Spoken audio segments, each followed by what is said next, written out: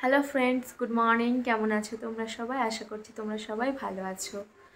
আজকে জন্মাষ্টমী। অঙ্কুশ মোবাইলে দেখেছে অনেক বাচ্চারা গোপু সাজাচ্ছে, সেই জন্য ও বিগত 6 মাস ধরে আমার কাছে একটা আবদার রেখেছে, সেটা হলো আমি যেন ওকে একদিন গোপু সাজিয়ে দিই।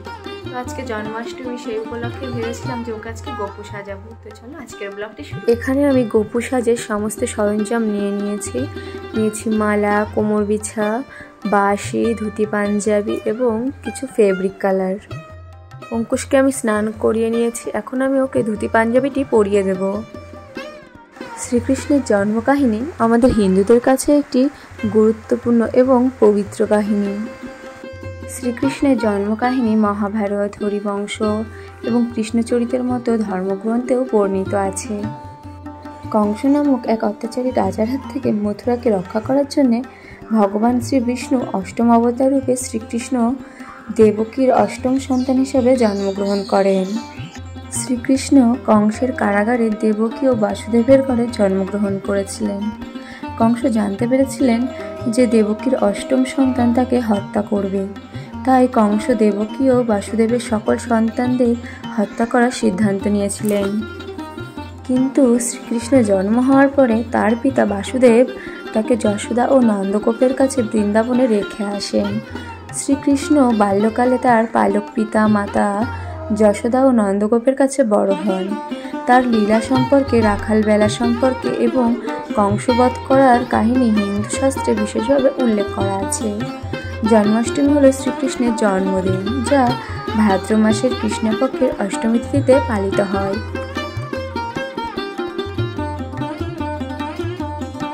এখানে আমার অঙ্কুশের ড্রেস পরানো কমপ্লিট হয়ে গেছে, এখন আমি ওকে জুয়েলারি পরিয়ে নেব।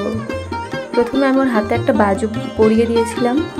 ওর হাতে পরানোর মতন তেমন কোনো জুয়েলারি ঘরে ছিল না, তাই আমি ভাবছিলাম কি করা যায়। তখন বাবা আমাকে এই রাখিগুলো দিয়ে বললো, এই দুটো বেঁধে দাও, খুব সুন্দর লাগবে। তাই বাবার কথা মতন আমি এই রাখি দুটি ওর হাতে বেঁধে দিয়েছিলাম। রাখি দুটি পরিয়ে বেশ ভালোই লাগছিল।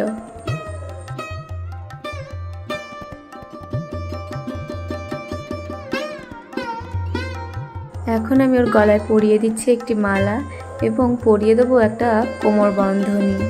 এই কোমর বন্ধনীটা অনেকটাই বড়, তাই আমি ডবল পেজ দিয়ে পরিয়ে দিয়েছি। কোমর বন্ধনী পরানো মাত্রই সে তো ভীষণই খুশি, আনন্দে নাচানাচি করা শুরু করে দিয়েছে।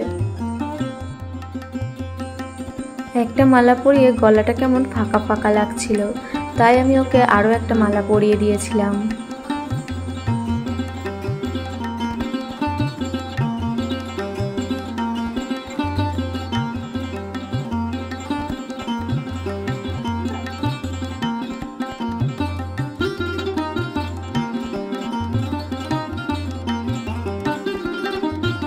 এখন আমি ওর চুলটিকে বেঁধে নেব।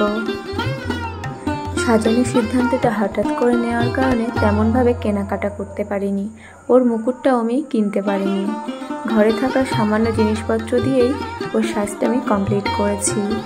এখানে আমি নর্মালি একটা ময়ূরের পালক দিয়ে ওর চুলটা বেঁধেছি।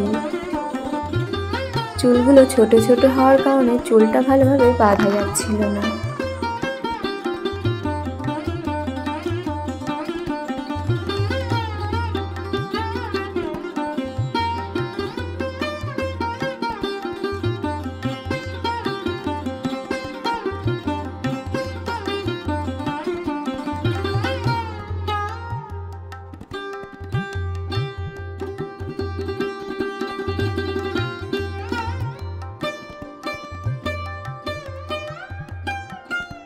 ফাইনালি ওর চুল বাঁধা কমপ্লিট হয়ে গেছে।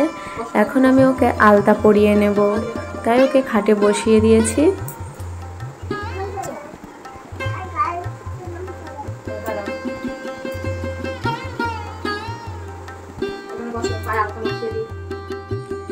বসে পড়েছি আলতা নিয়ে। এখন আমি ওর পায়ে এবং হাতে সুন্দর করে আলতা পরিয়ে নেব।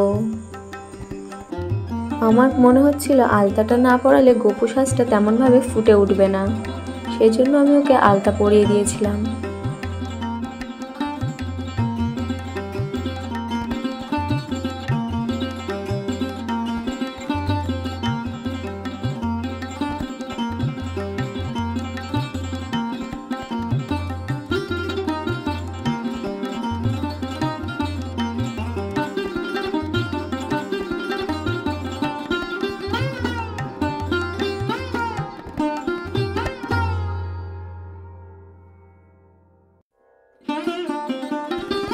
আলতা পরানো প্রায় কমপ্লিট হয়ে গেছে।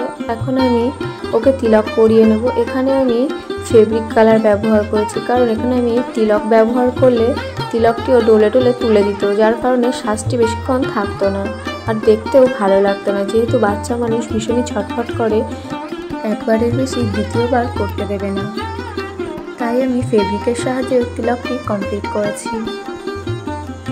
এখানে আমি ব্যবহার করেছি ফেব্রিকের হোয়াইট কালার, ফেব্রিকের ইয়েলো কালার এবং মেরুন কালার।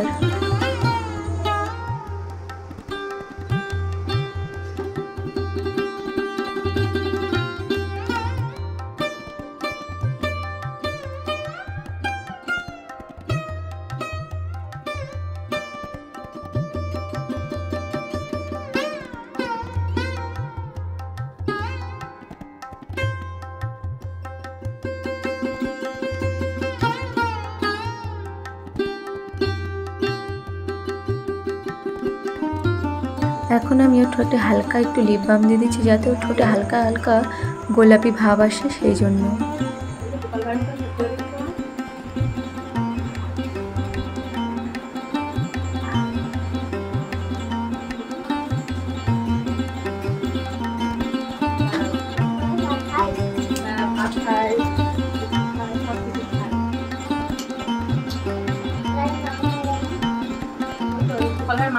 এখানে আমার সাজানোটা কমপ্লিট হয়ে গেছে। অঙ্কুশকে গুপু সেজে কেমন লেগেছে আপনারা অবশ্যই কমেন্ট করে জানাবেন।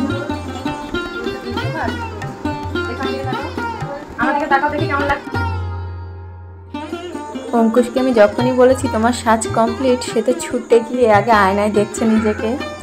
এখানে একটা বাঁশি ছিল আমার ঘরে কেনা অনেকদিন আগে, সেই বাঁশিটি আমি ওর হাতে দিয়ে দিয়েছি। কেমন লাগছে? কে ওটা? এটা কে? আমি।